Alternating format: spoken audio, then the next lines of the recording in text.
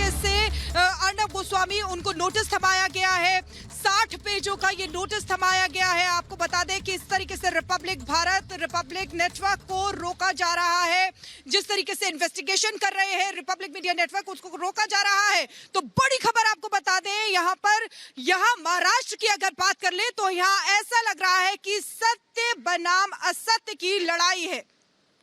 और सुचरिता हमारे साथ जुड़ी हुई है। सुचरिता, क्या कहेंगे, क्योंकि महाराष्ट्र में जितने भी प्रकरण अभी हाल फिलहाल में देखने को मिल रहे हैं, चाहे पूर्व नेवी ऑफिसर को के साथ मारपीट हो, चाहे कंगना रनौत का ऑफिस तोड़ना हो, चाहे हमारे रिपोर्टर को गिरफ्तार करना हो, तमाम ऐसी चीजें, और साथ ही साथ सबसे बड़ी बात कि अर्नब गोस्वामी को ये नोटिस थमाना विशेषाधिकार हनन का, तो क्या लग रहा है आपको कि यहाँ पे जो सब कुछ हो रहा है ये सीधे सीधे कोई राज्यों की सरकारों की लड़ाई नहीं है, ये सीधे सीधे यहाँ पर सत्य वर्सेस असत्य दिखाई दे रहा है? सुचरिता,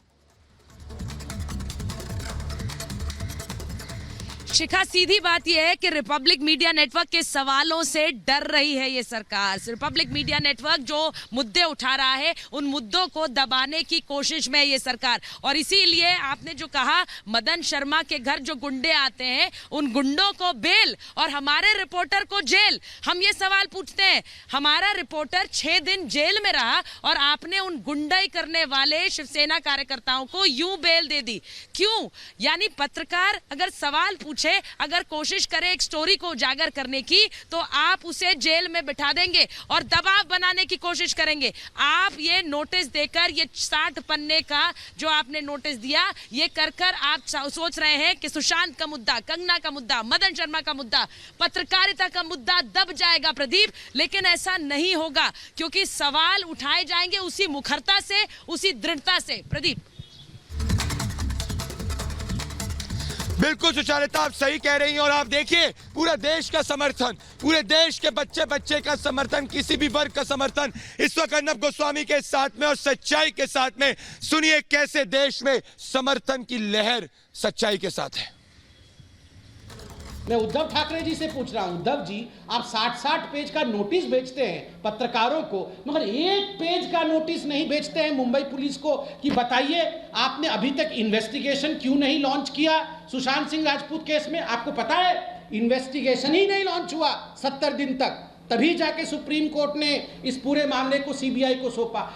कि लोकतंत्र की इस मंदिर में, जिसका नाम भारत है, वहाँ पर सारी आज़ादी होती है इस चौथे स्तंभ को, और ये जीवित है तो आईना है, और उसको पूरी आज़ादी नहीं होगी तो देश के भविष्य के लिए अच्छा नहीं। दाल में काला होता है तभी आवाज़ दबाने का प्रयास होता है, और जितना आप आवाज़ को दबाने का प्रयास करोगे उतना दाल और काला होते जाएगा। पहले अर्नब गोस्वामी के ऊपर एक फिल्जी ग्राउंड्स के ऊपर मुकदमा दर्ज करके घंटों तक वहां की पुलिस ने उसको टॉर्चर किया, जबरन उसको कई घंटे तक पुलिस स्टेशन में रखा।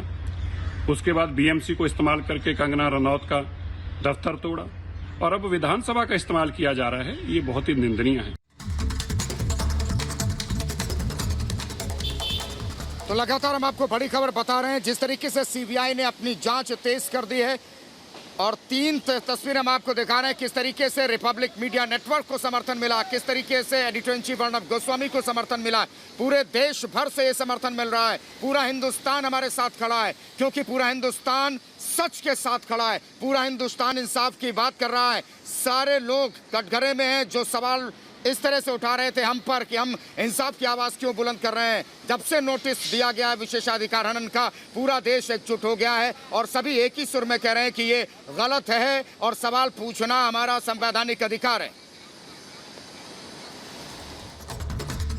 अर्नब गोस्वामी जी ने जो, या रिपब्लिक भारत ने जो प्रश्न देश के सामने उठाए हैं या महाराष्ट्र सरकार के सामने उठाए हैं, तो महाराष्ट्र सरकार को अर्नब गोस्वामी जी और रिपब्लिक भारत के प्रश्नों के समाधान देना चाहिए, ना कि उनको जेल भेजना चाहिए। जेल नहीं भेजना चाहिए। अर्नब गोस्वामी जी भारत के नागरिक हैं, भारत में टीवी संचालित करते हैं। श्री अर्नब गोस्वामी को जो नोटिस असेंबली की तरफ से महाराष्ट्र के भेजी गई है, इसका हम निषेध करते हैं।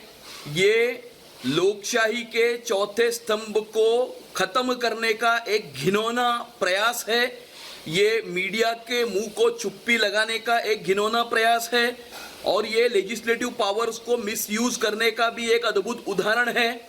और इसीलिए मीडिया को बोलने से रोकना, सत्य की खोज करने से रोकना और न्याय के लिए लड़ने से रोकने वाली ये करतूत है जिसका हम निषेध करते हैं। महाराष्ट्र की सरकार जिस प्रकार से कार्य कर रही है, ऐसा दिखाई देता है कि उनकी सोच में तालिबानी सोच आ गई है। वो जिस प्रकार से कार्य कर रहे हैं वो संविधान के अनुसार नहीं दिखाई देते। अर्नब गोस्वामी जो आवाज उठा रहे हैं वो जनता की आवाज है, जनता के प्रश्न है।